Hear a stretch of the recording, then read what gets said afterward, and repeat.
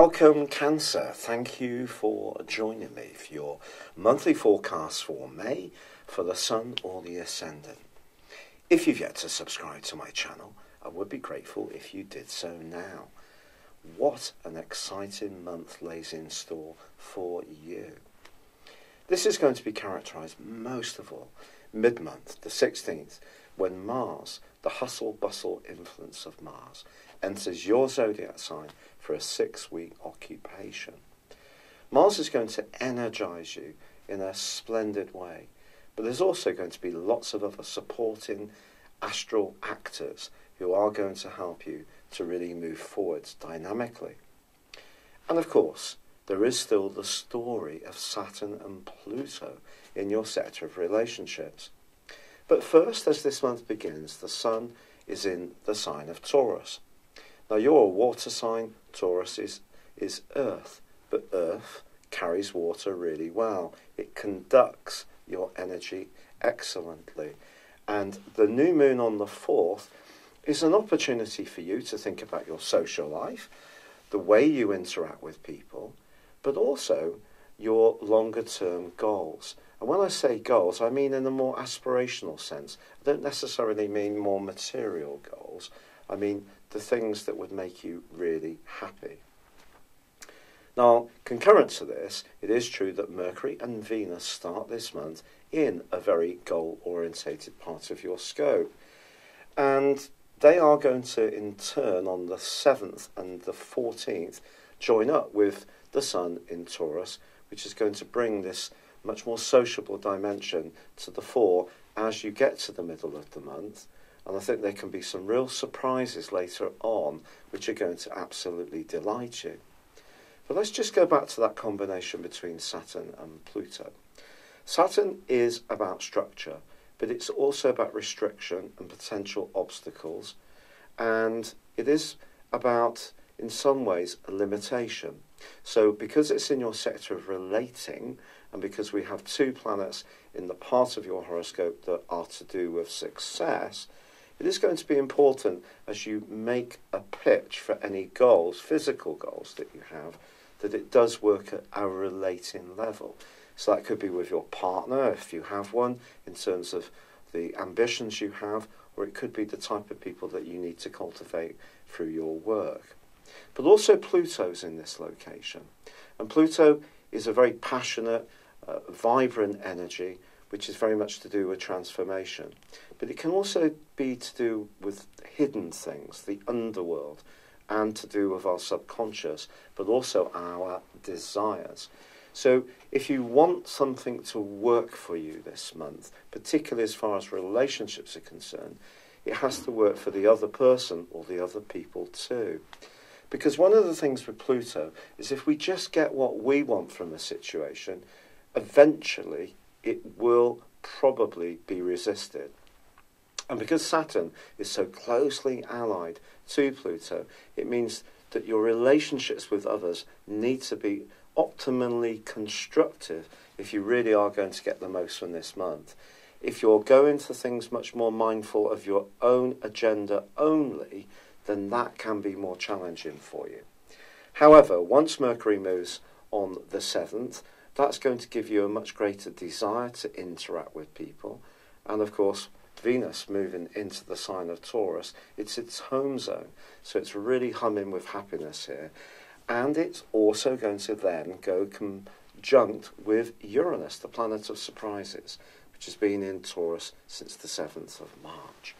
That suggests that your social life could throw up some spontaneous combustion, but in a really positive way. For example, you may get a last-minute invite to a party or a gathering, or someone you haven't heard from in ages could get in touch, and immediately you're delighted to hear from them.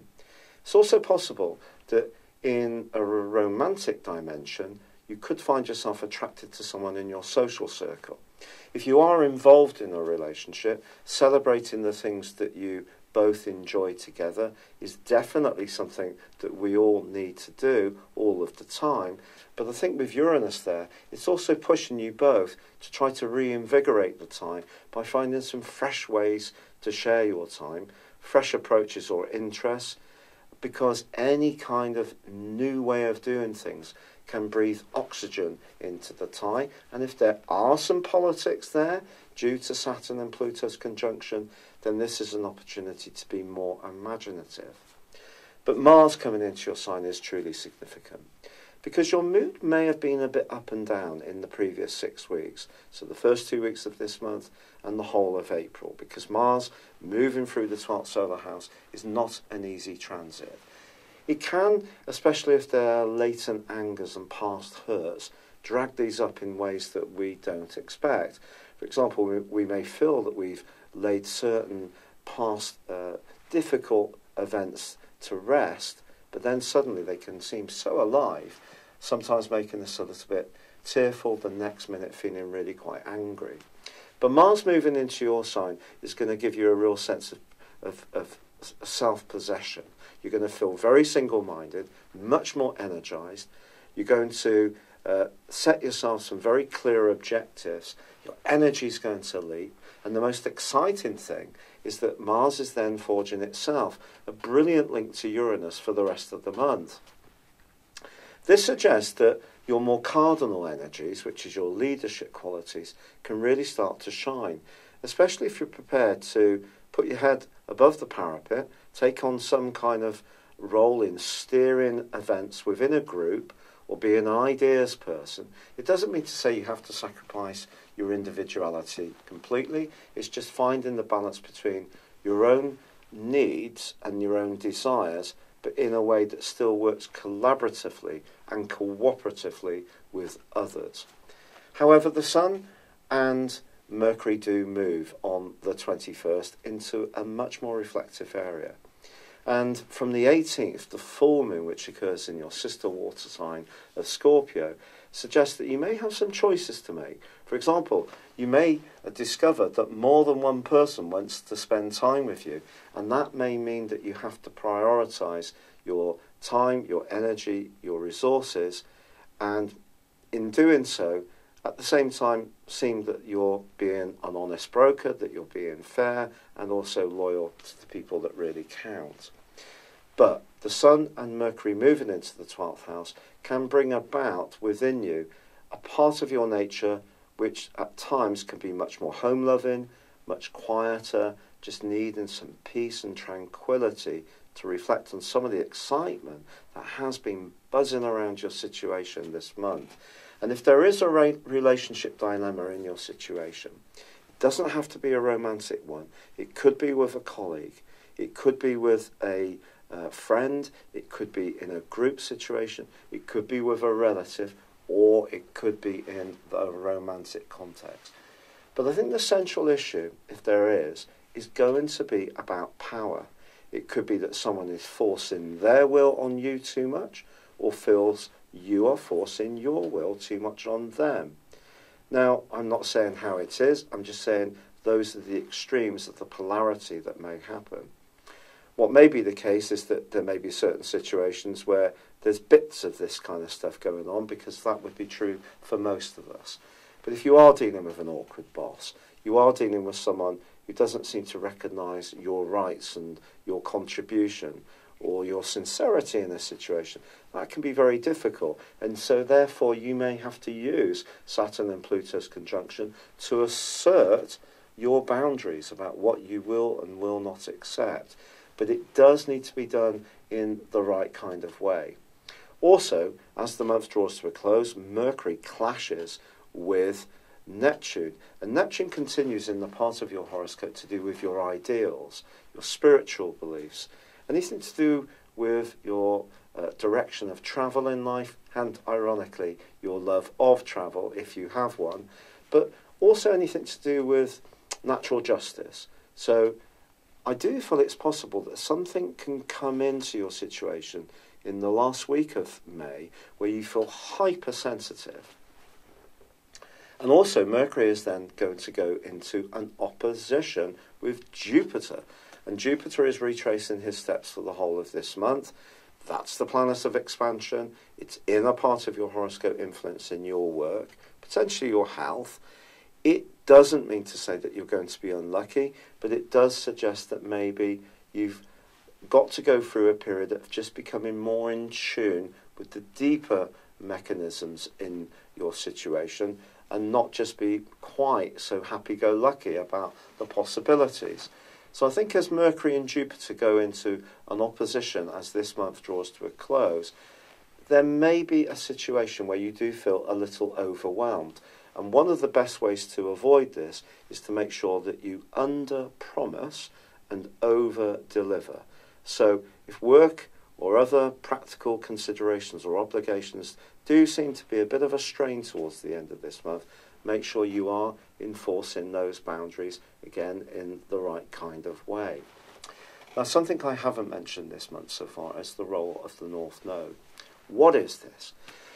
The North Node, or the nodal axis, is very, very important. And on the 7th of November last year, the North Node returned to your sign. This gave you an opportunity for you to permeate the natural qualities of your sign in your existence. And that's very much to do with security, it's to do with feeling comfortable in your environment, it's to do with protection, it's to do with nurturing. These are all very moon-like qualities, which of course is the ruler of your sign. But the North Node, being in Cancer, is naturally opposed by the South Node in Capricorn. And this dimension, particularly with Saturn sat right on top of the South Node and opposing the North Node, suggests there could be a kind of almost like cooler vibe. It may not be quite so easy to access the desire on your part to make things more comfortable, more nurturing. There may be strains in certain relationships where you feel that you have to retreat a little bit to protect yourself. And that's a very crab-like, Cancer-like reactive way of being. But the key is to keep those lines of communication open. And I think if we really cut through it all, with Uranus now in the part of your horoscope, connecting you to others, finding new ways and new people to connect to, and not feeling defensive if there are challenges, is really at the heart of what this month is about. And with Mars hustle-bustling into your sign mid-month, if you do need to take on any challenges, well, you're in prime position to do so. Have you ever had your personal horoscope prepared based on your time, date and place of birth? If not, the information within this will go way beyond your zodiac sign. Based on your character analysis or 12-month personal horoscope forecast, if you choose to have both, I will give you a 30% discount. My forecast uses a modern form of prediction called directions. This is where we advance a natal birth chart forwards 1 degree for every year of your life, and then compare it to your natal birth chart when you were born, and also to current transitory planetary activity. A large astrological study found that this was the most accurate form of forecasting. Why not join me beneath this video on the link and check this out for yourself? But for now, it's been a pleasure being with you. Good luck and goodbye.